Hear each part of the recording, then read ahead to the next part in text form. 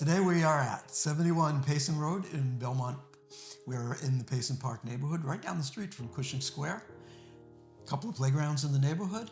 We are close to Watertown Square and Harvard Square. It's a fabulous location with a great condo. Jesse, what do you think? Absolutely.